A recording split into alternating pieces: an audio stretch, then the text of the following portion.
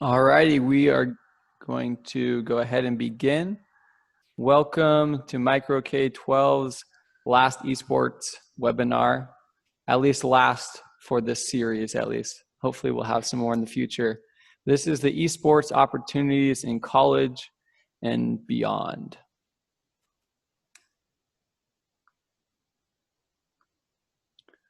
So my name is Tanner Litchfield. I'm the esports specialist here at Micro K-12.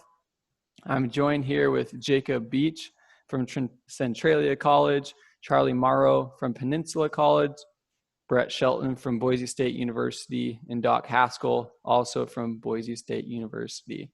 I'm so excited to begin this webinar, and you guys are going to learn a lot from these people. To begin, I want you guys to put any questions you all may have in the Q&A. I've said this before, but we encourage these questions, and we're going to have a live Q&A at the end. So when we get to that point, we'd love to answer all these questions. So we will go ahead and start.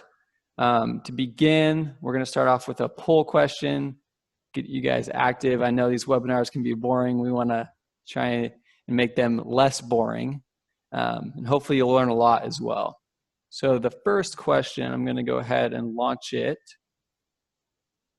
What do you expect from a college esports program? And you can answer with more than one option as well.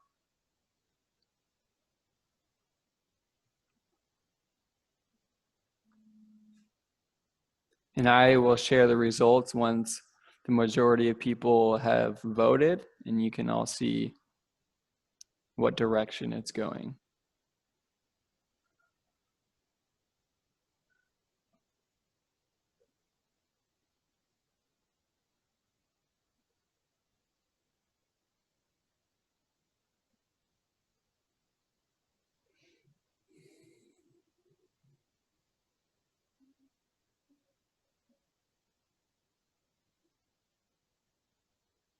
We'll give about 15 more seconds for others to vote.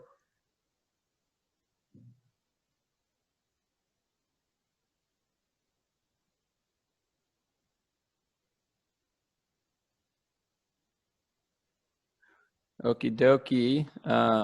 Let's end the polling, share the results. So it looks like scholarship opportunities was number one, competitive play was number two, but a lot of these reasons or a lot of these expectations are expected in college sports programs. So awesome. Let's move on. So I'm going to now turn the time over to Jacob Beach with Centralia College, and he will dive more into esports beyond high school. Cool. Hi, everyone. I'm Jacob Beach. I'm with Centralia College here in Washington State. I just actually want to comment on the poll real quick. It's kind of interesting. I think our target demographic here is high school administrators. So I'm not too surprised that scholarship opportunities was number one, because typically you're looking for that next step for your students, encourage them to go next level, pass their high school classes, and graduate. So really cool just to have that insight already. Regardless of that, I just want to talk about what sort of involvement opportunities we have with our student athletes at the college level. The one thing I've noticed in particular, I mean, being a gamer myself of 9 years playing and, well, 6 years playing, 3 years as a coach, it was interesting me going through college. I didn't want to get involved. I didn't do a lot of the extracurricular activities. I didn't realize we had a involvement team on campus, a student activities team on campus. None of these things really registered to me. I was just go in, do my classes, leave, go hang out with friends. We currently, for last quarter, we had 28 full-time student athletes on our roster. Every single one of them participated not only in their weekly practices, consisting of about 10 to 12 hours a week, and their weekly matches, about 4 to 6 hours a week, but we required about 8 hours of sort of professional development for these students, whether it's a stress management class, team building activities, alcohol awareness classes, just general things that traditional athletes are kind of pushed into doing. And our students were active in these and wanted to participate in these. And it kind of blew my mind because I relate to these students as a gamer. I mean, my hobby is my craft, which is super entertaining. I'd rather be playing games, but all these kids wanted to participate in these activities. And I was pretty amazed that I could say, hey, this Friday our team building is going to be a dodgeball game, and all 28 kids would show up because they want to do it. Or I tell them, hey, on Wednesday, we're going to bring in a stress management specialist and you're going to work with her for an hour. And every single one showed up. These students want to get involved. And I think esports offers an opportunity for students that maybe wouldn't have wanted to get involved or haven't thought about these opportunities, because instead of looking for them, they're gaming, and you expose them to these and they want to participate. It's amazing that they want to do these things. We also see a high increase in full-time student status. So when I first joined the program 2 years ago and created it, a majority of our roster players weren't full-time students. And we told them for the first quarter, that's okay, but starting next quarter, you have to be full-time and pass your classes with a 2.0 GPA to participate. And we went from about 14 kids, about 3 of them were full-time, 11 were part-time. All of them were now full-time students passing their classes. We have a couple kids that went 2 full years of college without ever passing a class. This is the first year they qualify on GPA, and now they're on honor roll and dean's list. These kids want to do this, and now that you give them something tangible to attach to, the students that normally fall through the cracks have this outlet to be around people they enjoy and share interest in and pass classes. I think that's the most amazing thing. How excited kids are when they come up to me and they hand me their class schedule. It's now full time. Like, hey, I added that class so I could be full time so I can play. Am I varsity now? And you got to tell them, yeah, like you did it. Like, that's all I ask of you. You know, be full time, pass your classes, and you have a spot.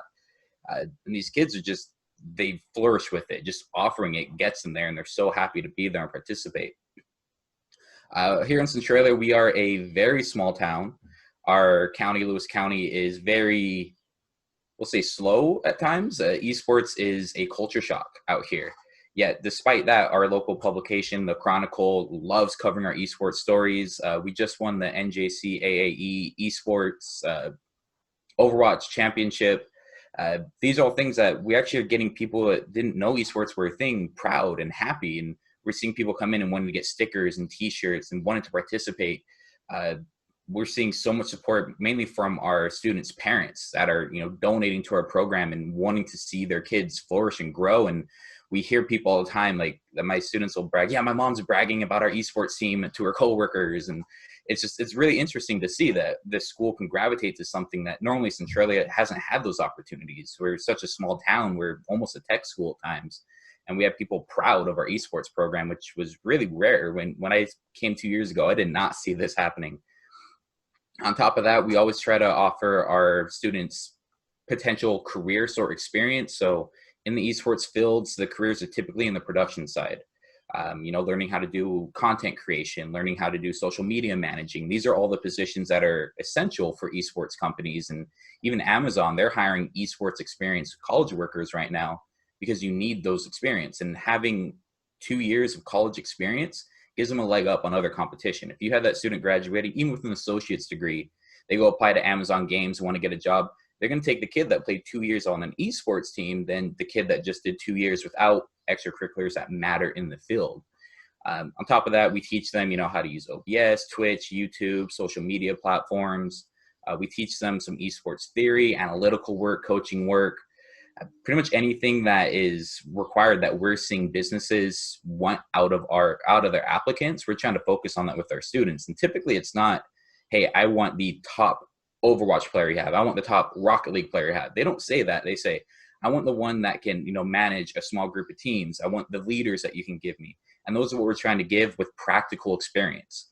Establishing a stream team at our school was a big one. We actually have 3 different groups of 6 students each with a leader for each that are required to fill up X amount of hours per week via Twitch. That's what we will start in fall. And that's the kind of stuff you put that on your resume as a student. These companies are dying to pick you up if you can show that kind of experience. So really, we're just seeing students that want to be here. It's amazing just having the program, what it did for these students that, I mean, I love my kids, but I know some of them probably wouldn't have seen their degree through. They would have came in, did some classes, said it wasn't for them and left. And I just lost my entire Overwatch team that I don't think any of them would have graduated. And 4 of them are going on to bigger universities, including University of Washington and our other big school up here. I'm blanking right now. I'm sorry, but not Boise State. No, not Doc. No. I recommended it for them 100%. I got 2 Overwatch players, but they wanted to stay in state. I'm sorry. I know Boise's not far. They wanted to stay in state. We'll work on that. I got another kid next year that you're going to love. So regardless, our kids are happy. We're happy to see that. I'm going to turn it over now to, I believe, Charlie here, who's got some extra things to talk about as well. And thank you for the time. Awesome. Thank you so much, Jacob. Can everyone hear me okay? My thing's not going off, so I just want to make sure that my mic is working. Okay, excellent, perfect. So hi, everyone. My name is Charlie Morrow. I'm the head coach of Peninsula College's esports team. So PC is also a two-year school in Port Angeles, so much like Centralia, we're very remote, very rural. And our esports program is a varsity team through our athletics department that we launched back in fall of 2019.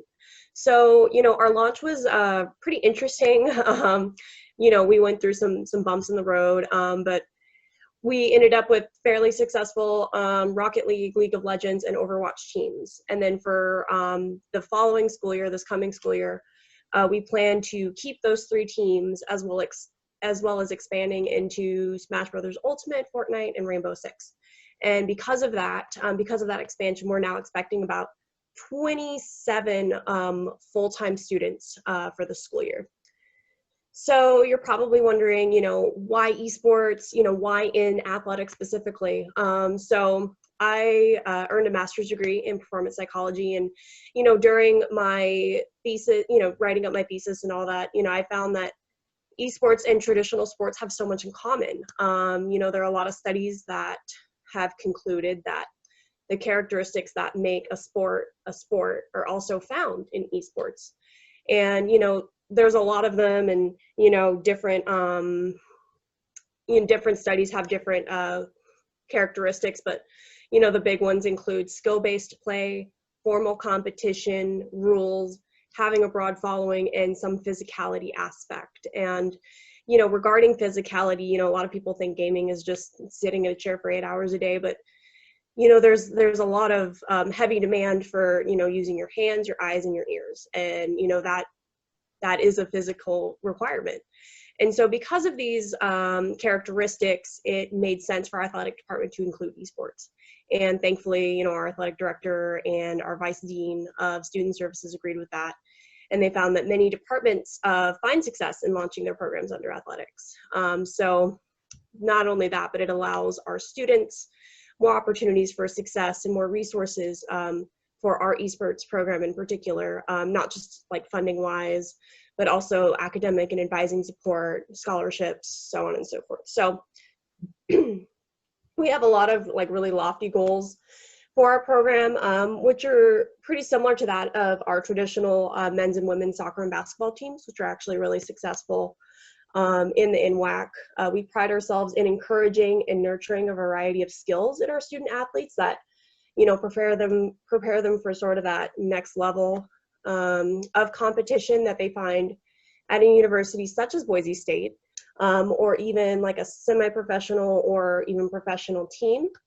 These include mental skills such as focus, confidence, emotional regulation, mechanical skills in their respective game, obviously, but also other soft skills, including teamwork, goal setting, effective communication, and decision-making.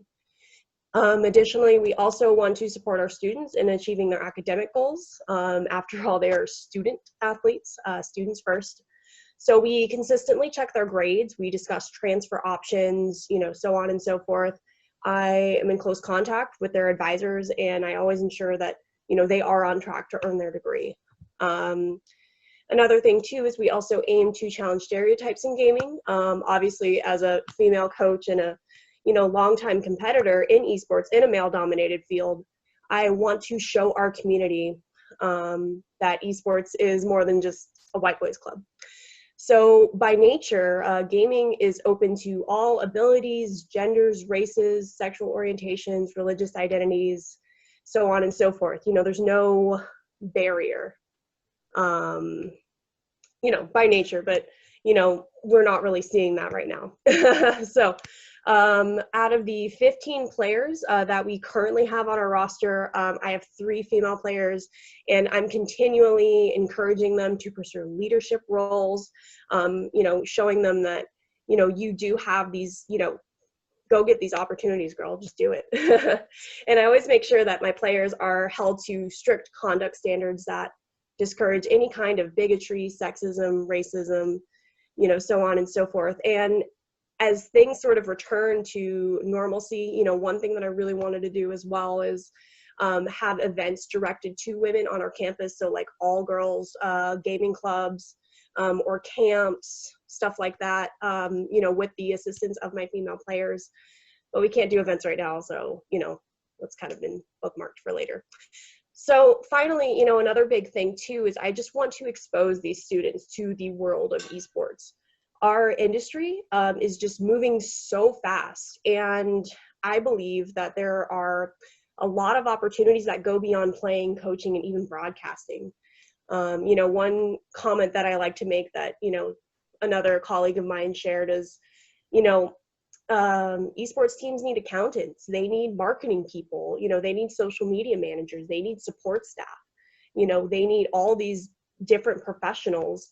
And through playing, you know, in community college and being exposed to that ecosystem, I hope to contribute to a pipeline that, you know, starts in high school and even middle school in some places and moves beyond university into a professional role within the industry. So that's kind of my spiel. That's kind of what we're about. I'm going to bounce it over to Tanner for, I believe, a second Q&A question. Is that right? Yeah, so it'll be another poll question. Thank you so much, Charlie. That was awesome information. Before I go into the next poll question, I guess I'll go to the next slide. Doc and Brett Shelton of BSU, Boise State University, have included an ebook in the chat.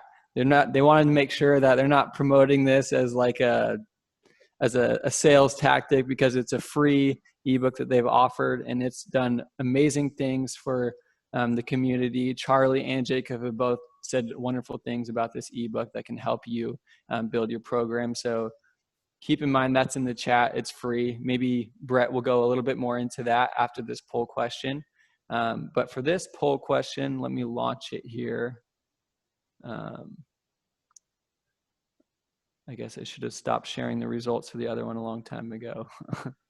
Let's see. So this is a fun, lighthearted one. What, in your opinion, is the best video game franchise of all time? And if you have attended our other webinars, there's also the option of I'm just here so I don't get fined. If you don't have a game of choice, feel free to put that down. I'm sure we've left some out, so other is also the option. You can send that in the chat. We'd be curious to see what the other was.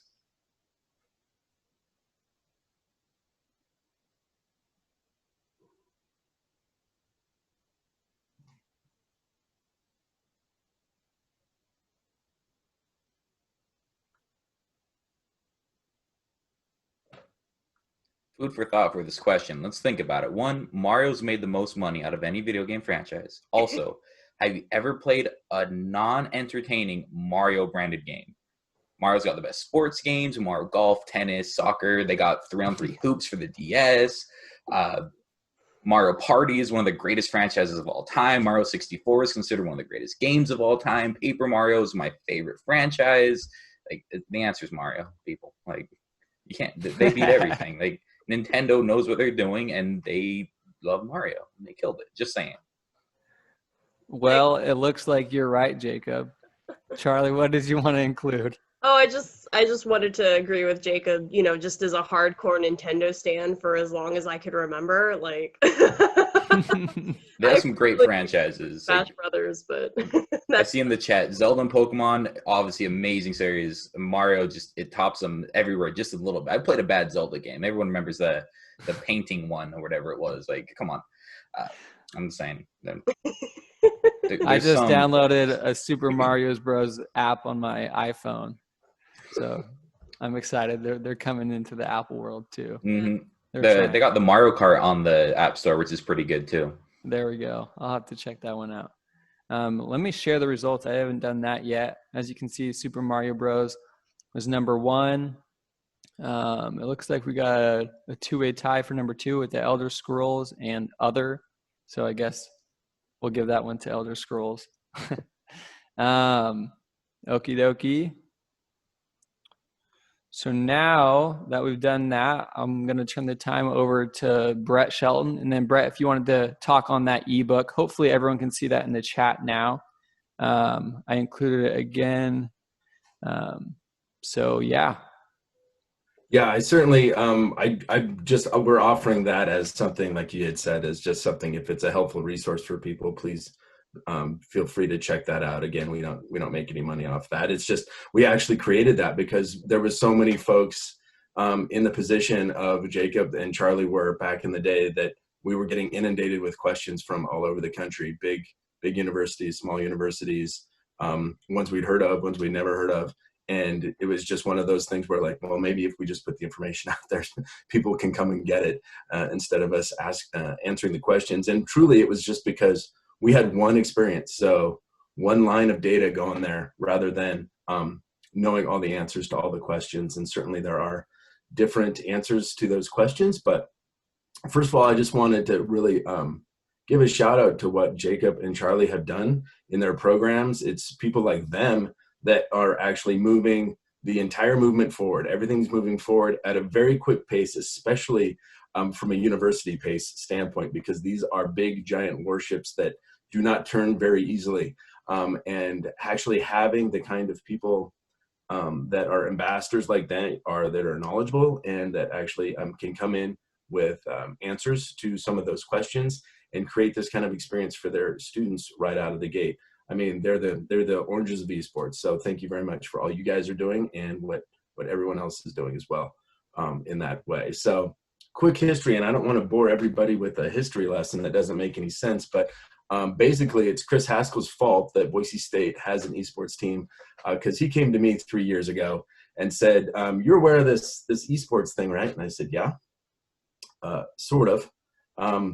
But we're professors at a college, so what does this have to do with us? And he said, well, it's coming, and we can either sort of get on board out of the gate, or we can just sort of sit back and let it come by. And truly, it's changed our lives in many, many ways in the last 3 years to get a program up and going from where basically where no one had heard of it other than at the student club level to a place where it's now a varsity.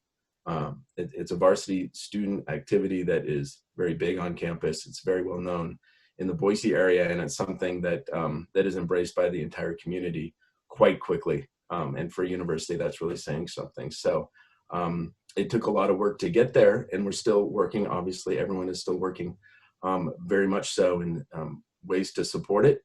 As always, the first two questions out of the gate for any administration in a college is like, what's it going to cost me and where are you going to put it? Those are the two main questions that they have to have answers to before any college program gets off the ground. And really, those questions have directly to deal with students and the student experience. So where is it that they're going to play? How are you going to organize it? Who's going to take care of them and answer all those decisions and manage budgets and do all the administrative things? And fortunately, we have some colleges like those that Charlie and Jacob are at that can support that, merge it with their athletics and things like that. Some of the, or I would say most of the other big universities, and Doc can talk more about this, but do not have it as part of their athletics department. And we actually started it in an academic department on purpose because we felt the true future of what esports was going to be did not necessarily reside in just athletics, but we wanted to promote it as an academic program and begin true academic programs around that. And the ideas that Jacob and Charlie had mentioned were exactly right on. These things are still have a lot of a big athletic tie over and cross in terms of administration, in terms of inclusion, in terms of promotion and what it is that you're going to do. So it makes sense to be in that for a lot of places as well. So ours is in an academic area because we wanted to try to build academic programs around that, and we still are working toward that. We have a couple of classes that we got approved through the State Board of Education. It goes all the way up through there in terms of what it is that we can improve and what it is, the kind of new programs that we can offer. And we're still working on building those programs out. Most of the programs, and Jacob mentioned this too, is that at some point where most of the programs that exist are really more about the production side and the event planning sort of area. A lot of the European programs that have actual degrees in that are based in that, and they're not computer science type degrees. And as we all know, our students have a variety of interests that are esports players.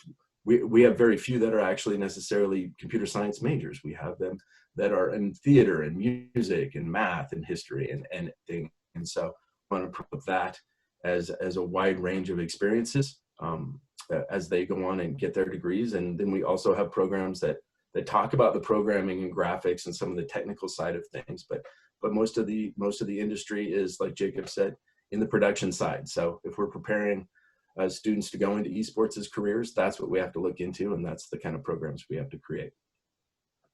And a quick word on inclusion. Right out of the gate, we had decided to promote, we wanted our team to reflect what our student body is, and that is a wide variety of people and attitudes and genders and ethnicities and everything, and we want all that represented accurately on our team. And so we have done a lot to promote that, including trying to build scholarships directly related to making that inclusion happen. And we're not under Title IX right now, as everyone knows. We're not under NCAA rules. No one is, but it's a choice that we made, just like we made some decisions about which games to include to compete in at the varsity level. Like, did we want to include those with simulated violence, or did we want to draw the line at fantasy violence and move our program forward that way? So a lot of decisions, a lot of things are still evolving, and we sort of look at those decisions constantly and are constantly reevaluating those kinds of questions that get asked to us. Like, we constantly get asked, why aren't you competing in this, or why aren't you competing in that? What about this game?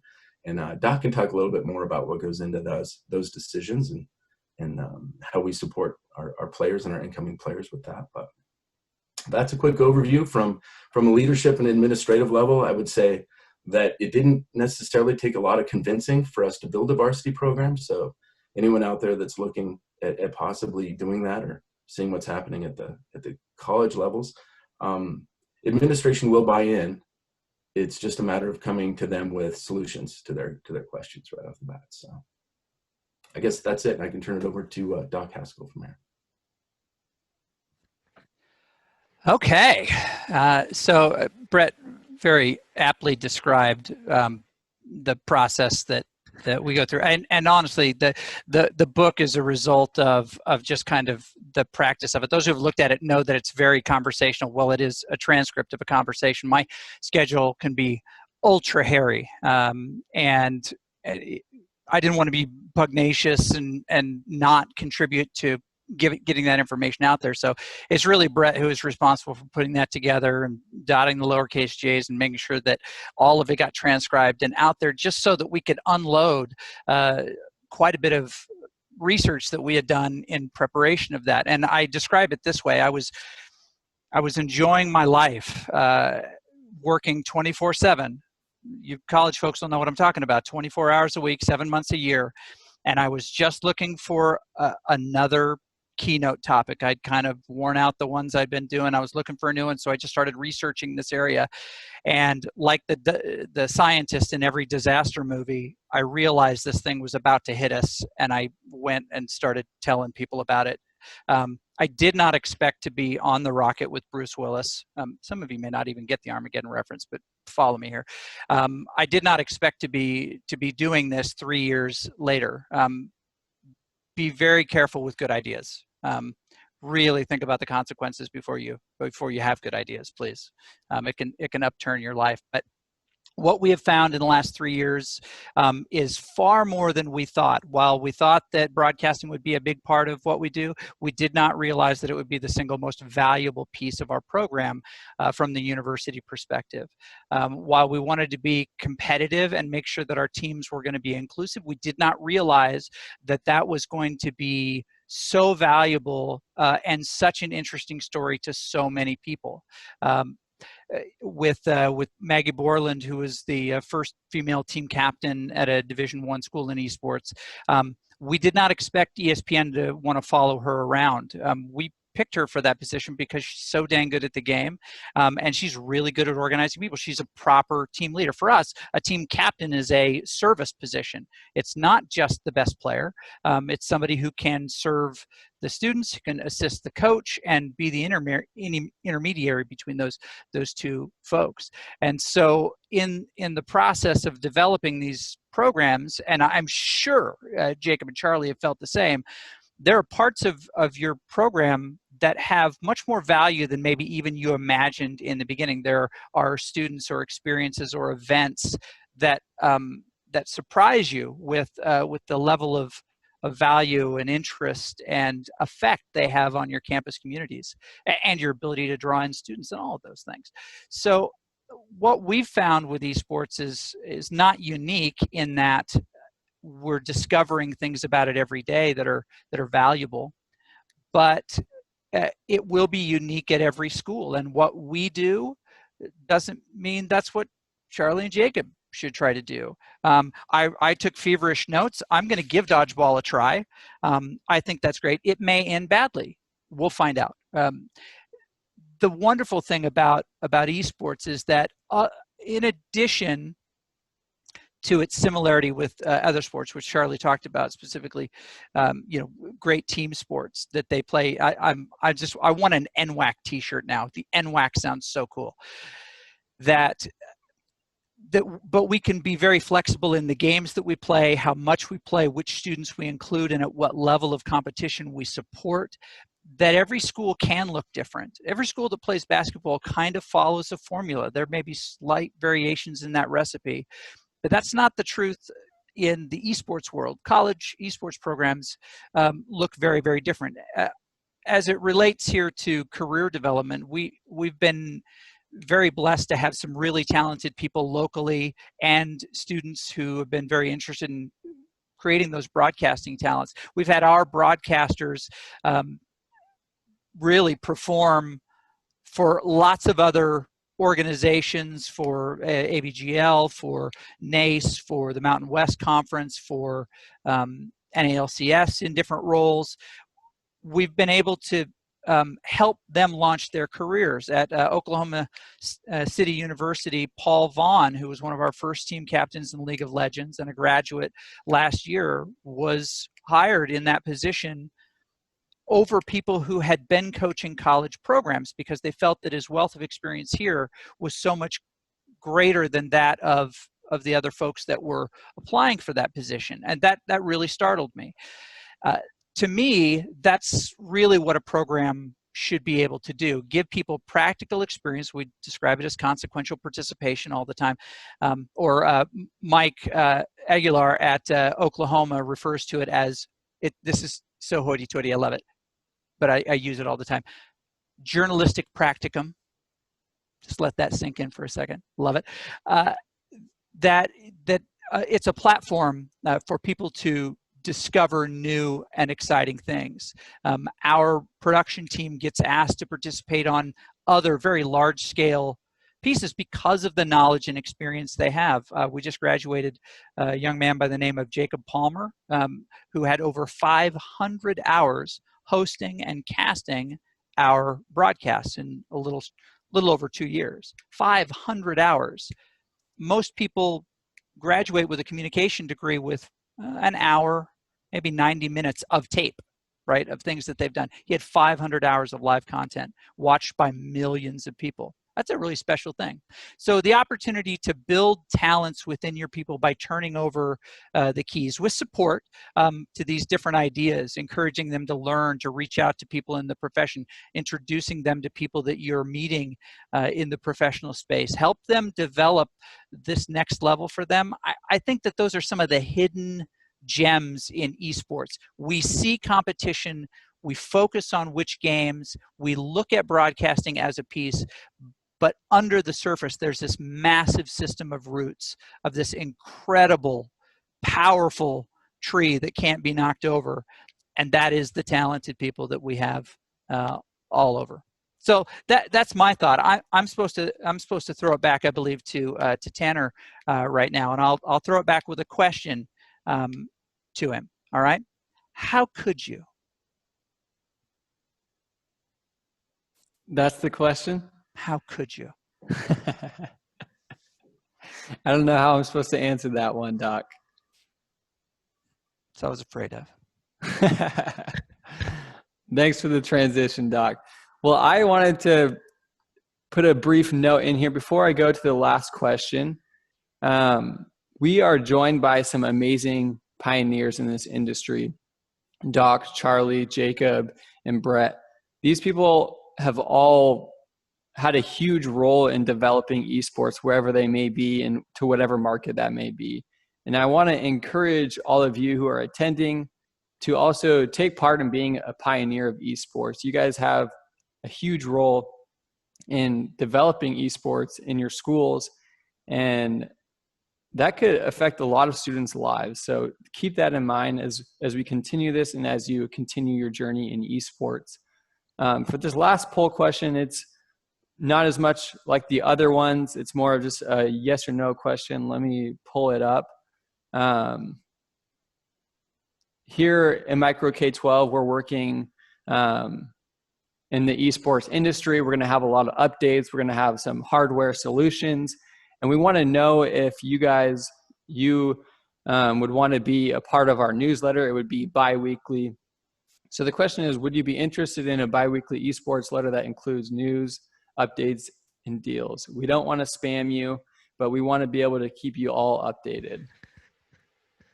Tanner, our options are yes and no, but we don't have oh heck yeah. We should have included that one. Okay. I'm glad that's your answer, Doc. Perfect.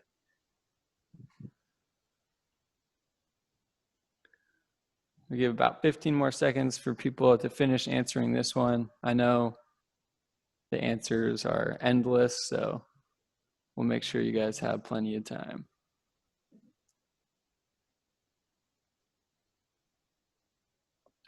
I would note while you're waiting that it looks like, Doc, you're in the arena, right? Are you in the arena with that behind you? So I don't know how good a visual that can be for people, but that's the kind of thing that 3 years ago we had aspired to have and build, and it took a lot of literal blood, sweat, and tears to get that done, including a lot of time just bending over and moving cables and bringing in staging and physical stuff. I don't remember that being in my contract, but that's what it took. Doc looks like an ESPN reporter, professional with the background and everything. I love it. I guess I got a cast on your guys' setup over there for the high school GG that did the high school championship over there, and I don't know who it was. Actually, I think I met Brett there, but they had a guy running. They have a full production room to Doc Haskell's left. Yeah. It was great studio quality. I had a blast up there just being able to participate in that. And behind him, they have 2 different stage setups for the teams to participate in. They got a viewing area. It's really nice. I got there, and fortunate enough, my boss who helped start the program was there to assist in the high school event as well. And I'm like, okay, this is our goal. Like, this is what we can do. This is relatively realistically in a budget that we can hit within the next 5 years. And it's perfect functionality. And that is what provides that experience. Any of their student athletes that are working with that gear in that arena, they can go to any esports arena in the world and use the same type of equipment and have the base production knowledge to be able to succeed in that job. And I think that's what's the coolest thing. I saw the kids that were casting with me weren't college students, but they were looking at it. I'm like, yeah, like, pay attention to everything that happens here. Like, go look how that equipment works, because you're going to have to use it one day. And it was really cool. So I love you guys' arena. Good work there. That's awesome. Yeah, I'm pretty sure from like day 0 of our program, Boise State has always been goals. Like every little thing, it's like, well, what does Boise State do? You know, what do they have going on, and how can we do that too over at Peninsula College? So, you know, I'm just fangirling at this point. But. Well, here's the crazy truth is that you can. You know, some of what we've accomplished here, we needed permission to do. But what's unique about esports is that people, and this is something Brett and I discovered early. Brett didn't mention this as part of his description of how I started harassing him. But I said, I don't want to meet with you for an hour and tell you this idea. will you commit, what was it, what did I say, Brett, 3 to 5 minutes a day? I'm just going to send you something every day. You know, if you promise you'll do that, I won't take up a bunch of your time. And I just sent him a video, sent him a short little article, sent another little video clip of a thing. It only took 3 or 4 days, and he was like, stop sending me stuff. What is this now? That people need to see it to get it. That, you know, there is no slide which, you know, gives them an emotional charge about it. They need to see the kids doing it. They need to hear the comms. They need to hear cheering. They need to hear, you know, commentators like Jacob losing his mind, right? They need to go, oh my gosh, this is like the other things that I know. Because right now they see it as a community in a language they don't speak. But it's really similar, as Charlie pointed out, to sports. That we just have to show them that side. So building, you know, just getting a stage and putting some kids on it, not hard. You know, finding some kids to talk about the play, not hard. Exactly. Showing videos, those those are not hard. We're still trying to iterate and make it cooler and cooler in here. Lights certainly help with that, but those are all pieces that that help to make that vision contagious. Because if you're a fan of esports and you want to build college esports, you won't do it with rational arguments. You will do it with emotion. And helping to transmit the emotion of what's wonderful about these people in this space to people who haven't seen it before. Yeah. And add on to that, it's amazing. Esports has such a low entry cost and operating cost compared to traditional sports. After you get gaming computers, they're relevant for 4 or 5 years minimum, and you can go through with those depending on the size of your program. Obviously, bigger programs, more funding, build things. But when I lay out frameworks for the community colleges out here, the startup cost is really low, like significantly low. And after you have it, you have almost no overhead, as long as you have, as Doc said, one of the hardest issues, the space and the upfront cost. After you have that done, the program runs itself. And I mean, I love my traditional sports here at Centralia, but we've brought in more FTEs than our traditional sports in our first year of esports operation. Like, it amazes me that other programs, high schools and colleges, haven't made this jump yet. So that's why I'm really glad to have opportunities like these, let you guys know, like, there's almost no reason not to get these. You're going to instantly see an increase in recruitment, retention, excitement, participation, involvement. And I mean, for high schools in particular, graduation and going into college levels, if they start playing high school esports, they're going to want more and they're going to go to these colleges. Yeah. And I know this can sound like it is higher ed, but guys, there's so many correlation between the high school level and the higher ed that all of you can correlate.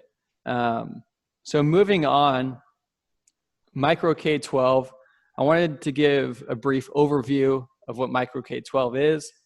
So we've been helping schools in Washington and nearby states with their technology needs for over 35 years. We specialize in K through 12, but we're doing a lot more with higher ed. So that's a space that we've been jumping into.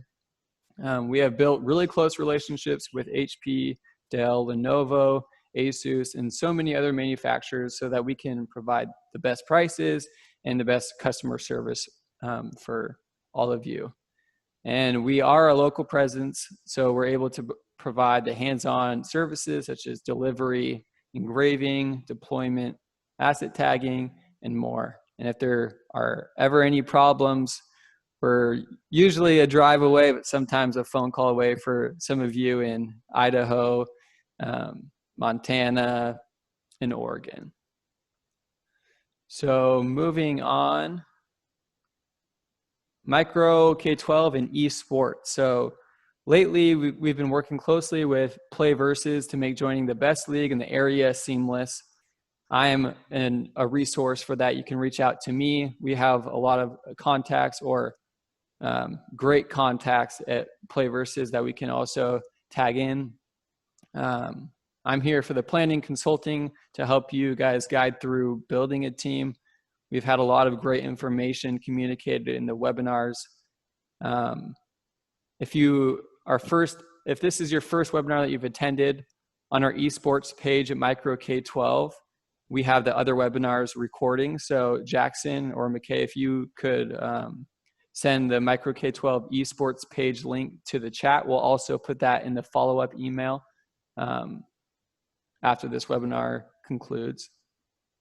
We can answer all the questions. What games should we play? Who do I talk to? How will I get funding for esports? What equipment should I get? How do I find space? Will administration ever approve? I know it can be overwhelming. It's a new industry that is growing fast. We want you to be a part of that. Don't go through this alone. Micro K-12 and me personally, Tanner Litchfield, I'm here for you guys. So email us and we'll help you through it. esports@microk12.com works, but also my personal email works as well. So now, without further ado, we're going to jump into the live Q&A. I know we're running out of time, but I want to put the contact information on here as well, so that when we are answering the questions, you'll have our contact. So the first question, at what age do you all start looking at esport athletes? I know for more traditional sports, athletes are encouraged as early as 8th grade to start building a portfolio. I think I can handle that one. Before I get too into this one, I'm going to try to keep it short. I would like to note that depending on what program colleges are focused on, as Doc Haskell said, every program is different. We have a little different goals. If you're trying to be national champions, you're recruiting a little bit younger. You're looking for those to kind of bring up and be prepared for. But also with, I always say 9, but I've been here a whole year now. So 10 years experience in esports. It's amazing when kids have that aha moment to make that jump to potentially be semi-pro and pro in my coaching experience. But you start fairly young for the most part. Esports athletes are going to peak, 15, 16, 17 years old. So actually before they get to college. So it's a little bit different for us in regards to when to start looking at them. And I just want to touch any new program starting. Esports burnout is 100% real. It's a very serious issue in our industry right now. These kids are playing 10 hours a day, 7 days a week. That is not healthy. You need to have balance. Look into an article. I think just type esports burnout CBS. They have a great 22-minute video on some esports professionals and burnout. Highly recommend watching that. Perfect. And if I can just piggyback on that really, really quick, because I've been getting this question a lot lately. I personally, I don't really start to work with students directly until they're like at, juniors at the very earliest, but I prefer to work with seniors. And, that's mainly because we're such a new program. And, our program could look incredibly different like 3 or 4 years from now, by the time that they are ready to go into college. So I don't want to promise them something when they're they're 8th graders, they're 14, 15 years old. And then by the time that they are graduating, my program looks completely different. Like that's not realistic for me. And the games that are played year to year change, 100% change. Exactly. Charlie and I've had this discussion. Rainbow Six Siege may be out the window. We have no idea. You have the big staples: Overwatch, League of Legends, Rocket League, Smash. They will always be there. You can go for those. But Valorant, we have no idea. Hearthstone, no idea. Teamfight Tactics, I thought was going to be a major esport. That failed. No idea. As Charlie said, your program changes year to year. So to be able to look at athletes ahead of time is tough. However, if you're good at first-person shooters, you will always be good at first-person shooters. If you're good at real-time strategies, you'll always be good at real-time strategies. So you can look for the skill sets, but not the games. Like Fortnite, I will never recruit for Fortnite at this point just because I don't know how long that game will still be relevant. Of course. Charlie, while I have you on, there's a couple of questions that I feel like it would be good for you to answer. So this first one, and then feel free, our other panelists, to join in after.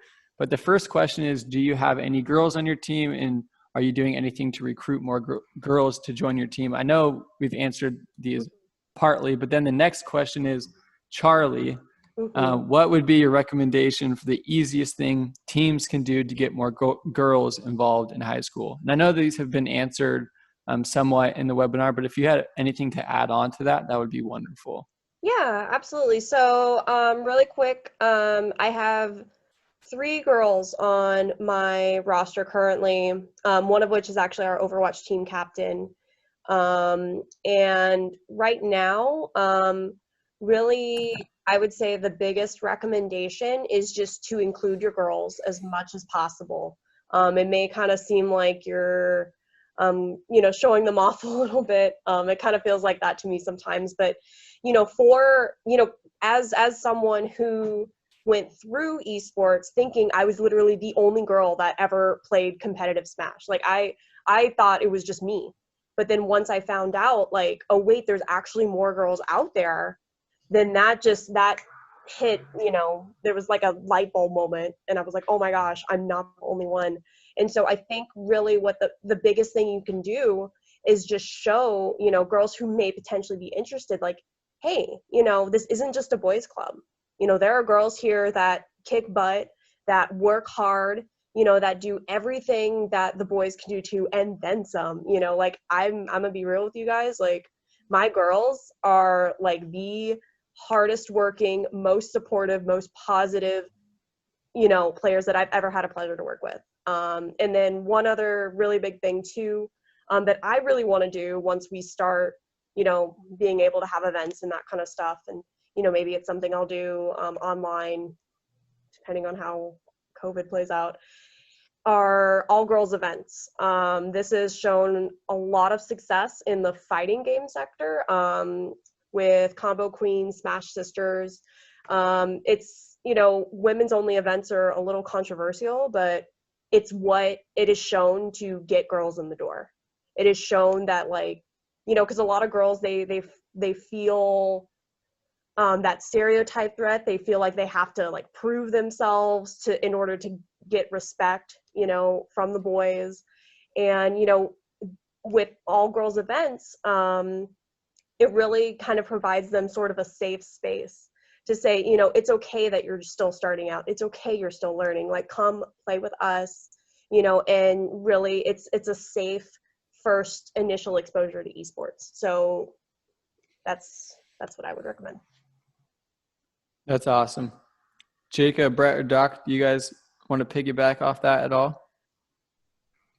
I was going to add in, that's obviously one of the biggest struggles for a lot of college programs right now. Of course, we're dealing with this generation that came up that was still a little more, I don't want to use the poor word, but negative connotations about video games for female participants. And obviously that is very wrong and poor point of view, but that's the struggles that we are facing within college programs. Our program in particular, we peaked at 3 female athletes out of 28, so that's about 10%. That does not reflect our student demographic of about 60 to 70% female. And this was one of the questions brought up to me, and it was a struggle. Fortunately enough, we are housed in student life and involvement, and our assistant director, Jessica Ramirez, is actually our campus diversity specialist. So we brought her in. We're trying to find out what is it about our program, our arena, our workspace that's the issue, and then communicating with our female athletes. We see a lot of intimidation factors. They see, as Charlie said, all these boys in here, and they don't feel as welcomed and safe. And that is one of the huge no-nos of any program, especially in higher ed, have an unsafe place for anyone. So we have reworked our arena layout to try to psychologically make it feel more open flow, easier. We're putting our female athletes a little more up front, having them, as Charlie said, be those leaders. If a female is interested in participating and sees a female captain out there kicking butt, they're going to want to participate and be part of that. So we're doing our best to make that safe environment, but it is a struggle. I don't have an answer for it. So I know that I get asked that question a lot by other programs. Hey, why don't we have as many females? And it's tough. And I think it falls on people like myself and Charlie, but all these directors of programs. We need to make sure that we have an open, safe, inclusive environment. And fortunately, in higher ed, we have a lot of resources to make that happen. It's just a matter of applying it. Of course. We have another question here. I know we're running out on time. Can I throw one thing into the end of that one? Because I think it's such an important one. I just threw this in chat too. And I can't claim that this is my knowledge. I learned it from really smart people. I threw a couple names in there. Hillary Fan, Kathy Chong, Any Key Foundation does a lot of really, really good work in this space. But I tend to rest a lot of my thinking on the seminal work at MIT. Her name will come to me in just a second. But essentially, it is to avoid tokenism. We pull in one female player or one person of color and say, oh, look, we're diverse. We're not. If one person represents an entire group of people, they are more likely to leave what makes them unique to belong. But you remove tokenism by inviting multiple people into that space who share some characteristics. They're still unique, but share some characteristics. Sometimes that's gender, sometimes that's race. you don't place the responsibility on that person to be the representative, right? That's a lot of pressure. They can be themselves and represent from their point of view if there's a mixture. So for that reason, don't select teams based purely on their playing ability. They're smart people. Find out what else is smart about them and use those as part of your criteria. Make space, meaning deeper teams, right? Have a B team, even if they don't get the same level of, say, attention of a coach, right? But create space for people to develop and to learn those types of things. And continually invite. If the group doesn't look like you feel like it should look, if you're uncomfortable, continue to invite people. Come learn with us for a little bit. Come play with us this week. Come do these scrims with us, and just kind of see what you like. Make it easy for people to come in the door and participate. And I stole that from much smarter people than me. So that's what I Well, that's good. I'm glad you included that, Doc. Our next question here, what accomplishments, skills, etc. do you look for in those high school students you are recruiting? I might be able to answer this one as an anecdote. Again, depending on the program, my program, community colleges in particular, we want student success. So if they have a high grade point average, if they're doing a lot of extracurricular activities, if they got that attitude, that's what I'm looking for. Now, from a coaching standpoint, with a lot of years coaching experience, if you're looking to get the best esports athletes, the number one skill is being able to take advice from somebody, take criticism. At this point, he's one of my best friends, but I started as his Overwatch coach. Remarkable talent, top 500 player for Overwatch. At Ninja's 100K event in Vegas, he got third. He got second, third in his 3 matches, which is incredible. Amazing talent. He learns from himself. I have never been able to coach this guy, and this is why he's called a lot of discord in my team. So having that ability to learn from a coach is essential. But as we see in the chat also from Doc and Tanner, yeah, GPA is everything. We want students that can pass classes. If I have to take extra time out of my day to do extra grade checks, to communicate with their professors more than average, to get these, that's very, very difficult, and it puts a lot of stress on a program. If I have to worry about if a kid's going to meet my GPA requirements to play next quarter, I can't focus on my students. I can't focus on growth. So we are focused mainly on GPA. Great. We have 4 more questions currently. What do the high school leagues currently look like? How many teams, schedule, seasons, age levels? I don't know how much you all know about the high school level. If you want to add on to this, feel free to. I can answer this outside on email. There's a lot of stats from Play Versus and HSEL that show these statistics accurately. So I can go ahead and answer that offline. Let's go to the next questions. What are some of the best practices in regards to marketing esports?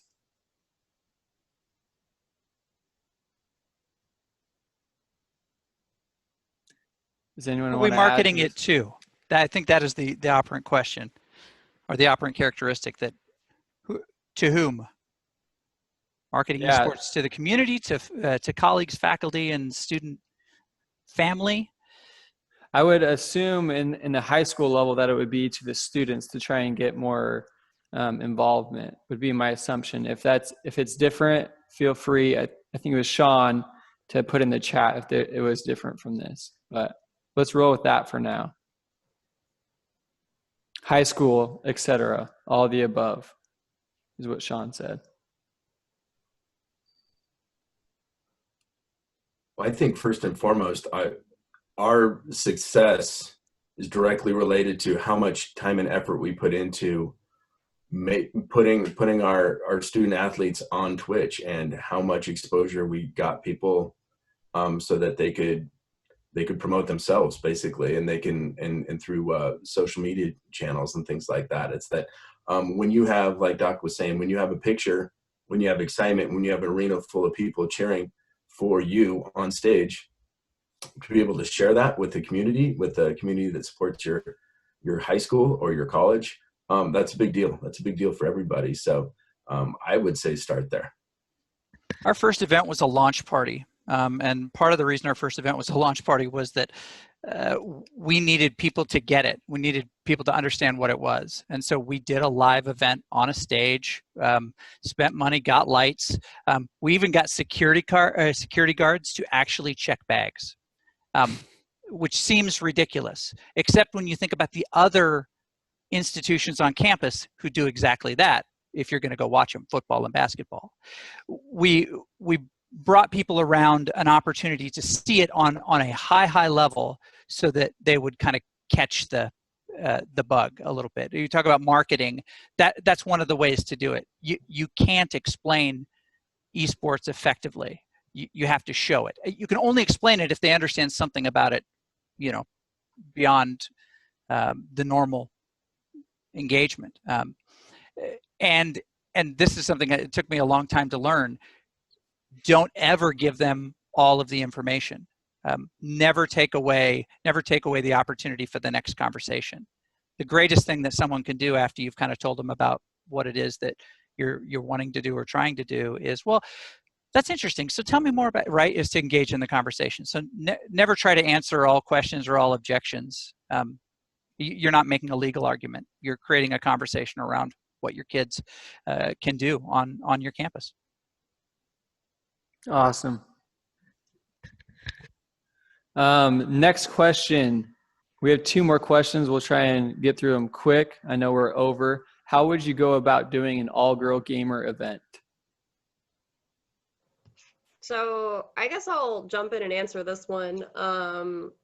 Really, honestly, I would say just do it. From my experience working with Smash Sisters, you just you advertise. And I guess, also, you advertise, you ensure like this is going to be a safe space. You have women run the event. For example, with Smash Sisters, what we did was we, there were a small group of girls, like 2-3 girls, that said, we want to do girls events. So they reached out to the girls that they knew and said, hey, do you want to help us with this? And do you know any girls? And, also non-binary people, do you know any girls? Do you know any trans girls? Do you know any non-binary folks that would be interested in this? Have them come play. And, when we do Smash Sisters, we don't think about skill level. We don't think about, their experience or anything like that. It's, do you not identify as a cis dude? Great, come join us. Come play some games. And, another thing that we would do on the day of the event is we would walk around the venue, because these would usually be in conjunction with like large tournaments. We would walk around the venue, and any girl we saw, we'd say, hey, you want to come play some Smash with us, with some girls? Like, oh, we've got a few setups together. It's just girls playing. You want to come join us? And then that's how you get the conversation started. Just like Doc Haskell was saying, that's how you get them into it. That's how you kind of draw them in. And then you ask, oh, well, did you enter bracket? Is this your first time here? What's your experience like? And just really show them that they're not alone in this. So that's what I would say. Just do it, but make sure that you have women doing it. Great. And piggybacking off of that, Charlie, I think that goes for marketing as well. If you are a teacher, if you're involved in the college, the high school with another role, it's important for you to talk about it in a normal conversation, to reach out to individual students, make it a part of your regular conversation. That's how you can increase the number of women in your team, the number in general for your team, include a diverse group. That's all important, just including that as your regular conversation. So I would say really quick too, just authenticity is so important. Yay. I feel so validated. Thank you, Doc. But yeah, I would say especially with marketing, authenticity is so important. I know like my players, for example, they smell, not to be But they smell the BS from a mile away. They know when a program is doing it just for the money or just for the enrollment, or whatever. You want your marketing and you want your staff to be people who care about gaming. You want to convey the message that this is something that you actively care about.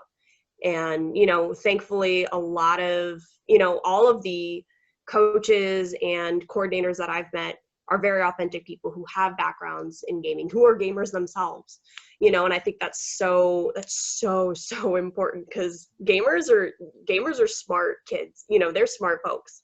They will be able to, they can spot it right away if you're not genuine about your interest in gaming. Yes, I agree with that. That's awesome, Charlie. Okay, our last question. Sorry to those who have meetings, and if you had to leave early, that's totally fine. The last question, C9 is doing a 13 and up training camp this summer. Are you all looking into programs like this for kids eventually? Charlie's shaking her head. I see her shaking her head nodding too. her head, yes. This one's interesting. I've actually worked with some academy teams and junior academy teams, like Boston Uprising of Overwatch League. They have similar programs. Now again, I don't want to pull the ethos card continuously, but I've been in this industry about 10 plus years. It's really difficult to project out an esports athlete's skill over that course of time. If they're 13 and a prodigy, one of two things is going to happen. They're either going to go pro because they make way more money going pro, or be a content creator because you make way more money being a content creator, or they'll burn out. We see prodigies in the fighting game community a lot, and they always burn out. Those of you who follow the industry, I'm fearful for Zach Gray. He's going to burn out hard. It happens. Tweak burned out. MKLeo's really close to burning out. You see these athletes, they will burn out. It's going to happen, unfortunately. So looking at those is tough. You can't project these kids out. Let's say they're doing that and this 14-year-old kid is a CSGO god. He's amazing, doesn't miss a shot. That's cool. That's great. Now, by the time he's where we want him, 19, 20, is he going to be burnt out? Is his skills going to degrade? Is he going to have back problems, eye problems, wrist problems, arthritis, carpal tunnel? All these issues of things would come up. And on top of that, is the game he plays still going to be relevant? What if by the time he hits that 4-year window, battle royales aren't a big thing and that is his specialty? We don't know if battle royale is going to be permanent. What if it's a Madden Pro and all of a sudden sports games aren't relevant anymore? It's very tough to look at those training camps. We do have our eyes on them whenever we can get information out to the participants about college programs. We do, but in my experience, it's very tough. I've seen through the Boston Uprising Academy, kids burn out through that because they're being put through the ringer 40, 50 hours a week, and it's not sustainable. So I personally don't look too much at those just because I can't project that out. I can't invest time and resources into it. Those students will eventually become the age I want, and I will target them in high school. Awesome. That's good to know. Well, everyone, thank you so much for attending this webinar. Feel free to email me at tlitchfield@microk12.com or esports@microk12.com. If you guys need hardware, if you need planning, consulting, we have furniture. Here's some esports furniture, all of that. Feel free to contact me. I'd love to help you out in the process. Thank you again for coming, and enjoy your day.